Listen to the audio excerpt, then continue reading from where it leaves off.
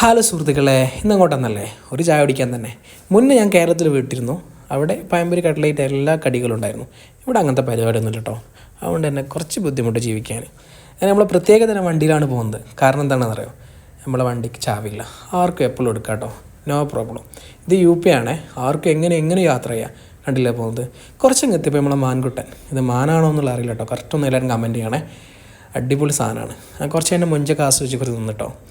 കുറച്ചങ്ങ് എത്തിയപ്പോൾ നമ്മളെ ധാബയിലെത്തിപ്പെട്ടെ. ഇതാണ് ധാബ. ഇത് UP പ്രത്യേക തരം ഒരു സംഭവമാണ് കേട്ടോ. ഇവിടെ നോൺ വെജ് മാത്രമേ കിട്ടുള്ളൂ. ഇറച്ചി, മീൻ അങ്ങനത്തെ പരിപാടി ഒന്നും ഇവിടെ ഇല്ല. പച്ചക്കറി എല്ലാ ഐറ്റംസും കിട്ടും. ഇതാണ് നമ്മളെ ഗണേഷിൻ്റെ പ്രത്യേകത പറയുന്നത്, അവന് 12 വയസ്സേ ഉള്ളൂ. അവൻ്റെ മാസം സാലറി 8000 റുപ്യാണ് കേട്ടോ. അവന് സ്കൂളിലെ പടി ഇതുവരെ കണ്ടിട്ടില്ല. അങ്ങനെ അവൻ്റെ കൂടെ കുറച്ച് കുട്ടികളുണ്ട്, അവരൊക്കെ നമുക്ക് പരിചയപ്പെടാം. അങ്ങനെ അടിപൊളിയായിട്ട് കീര അരിയുന്നുണ്ട്. കീര മീൻസ് കക്കരയാണ്. അങ്ങനെ അവസ്ഥ നമ്മൾ ചായ എത്തി. ഇതാണ് ചായ, കുള്ളടി ചായ. ഒരു ഗ്ലാസ്സിന് 10 റുപ്യയുള്ളൂ.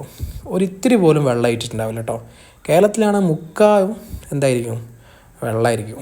ഇവിടെ അങ്ങനെ വെള്ള പരിപാടിയൊന്നുമില്ല. 10 റുപ്യക്കാരന് അടിപൊളി ചായ കിട്ടും.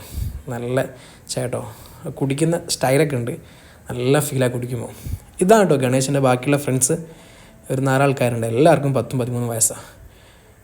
അങ്ങനെ ഒന്ന് വരെ പരിചയപ്പെട്ട് അങ്ങനെ സ്കൂളിൽ എത്തിക്കണം. അതാണ് നമ്മുടെ പരിപാടി.